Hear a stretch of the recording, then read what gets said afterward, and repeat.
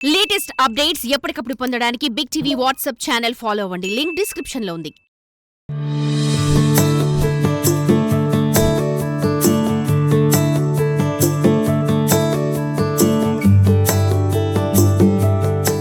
గిరిజన గ్రామాల ప్రజలు తమ కుల దైవాలను ఎంతో ఇష్టంగా కొలుస్తూ ఉంటారు. పండిన పంటలను ముందుగా ఇష్ట దైవాలకే సమర్పిస్తారు.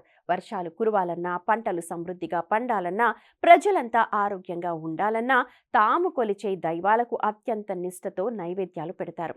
అయితే పార్వతీపురం మన్యం జిల్లాకు చెందిన కొందరు గిరిజనులు అనాదిగా వస్తున్న ఆచారాలను ఇప్పటికీ కొనసాగిస్తున్నారు.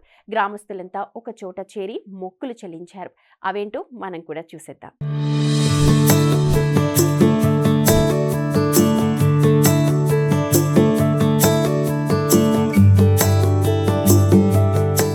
గుమ్మలక్ష్మీపురం మండలం రాయగడ జమ్ము గ్రామానికి చెందిన గిరిజనులంతా 3 ఏళ్లకోసారి వచ్చే జాకారమ్మ జాతరను ఘనంగా నిర్వహిస్తూ ఉంటారు.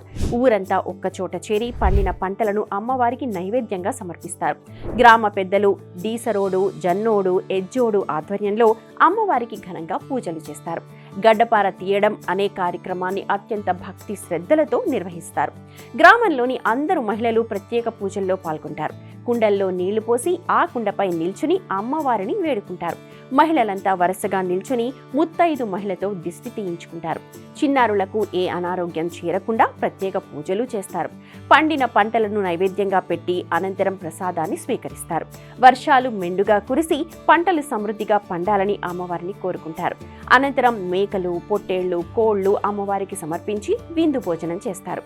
తరతరాలుగా వస్తున్న ఈ ఆచారాలను, సాంప్రదాయాలను ముందు తరం వారికి కూడా అందజేస్తామని అంటున్నారు. ఆ జాకారమ్మ దయవల్లే తామంతా క్షేమంగా ఉన్నామని చెబుతున్నారు గిరిజనులు. జాకారమ్మ జాతరకు వేరే గ్రామస్తులు ఎవ్వరిని కూడా రానివ్వరు.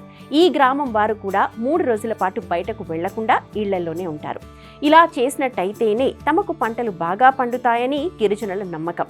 ఏదేమైనా గ్రామానికి చెందిన గిరిజనులంతా ఒకే మాటపై ఏకతాటిపై ఉండడం అభినందించదగ్గ విషయం.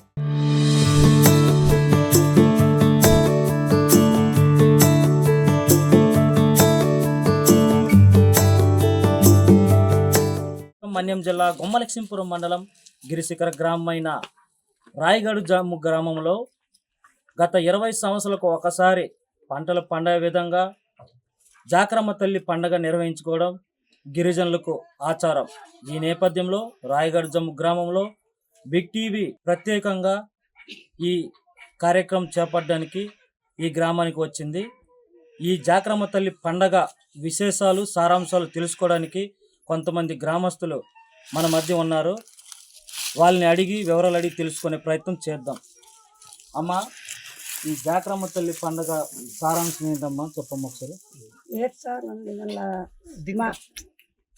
మా ఊరికి మా కొండముట పద్ధతి ఇల్లుగా చేస్తాము. అంత మాకు పంట కావాలా, మళ్ళా ఆస్తి లేదు, చెట్టు సెమ్ లేదు అనేసి అలాగా అప్పటి నుంచి పొట్టు నుంచి అలాగ చేస్తాం పద్ధతి.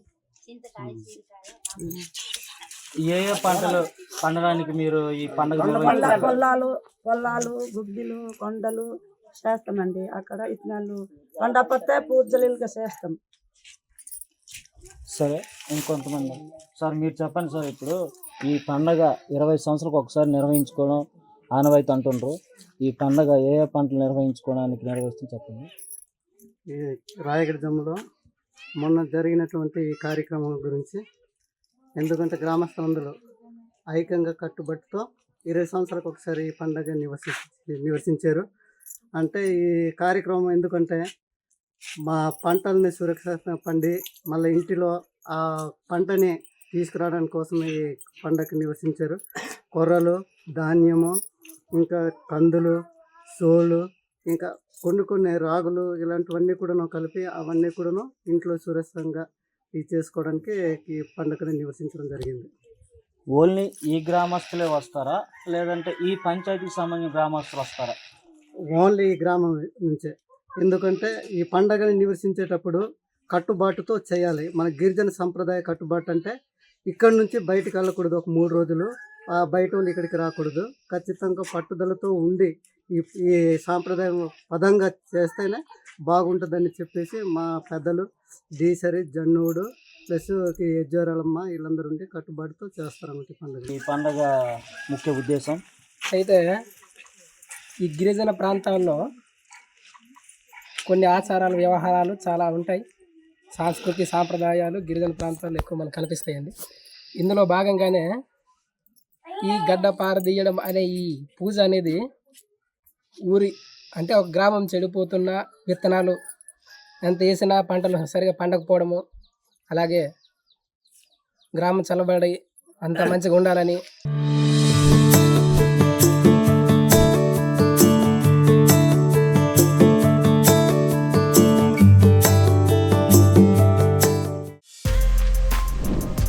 For more videos like this, subscribe Big TV channel.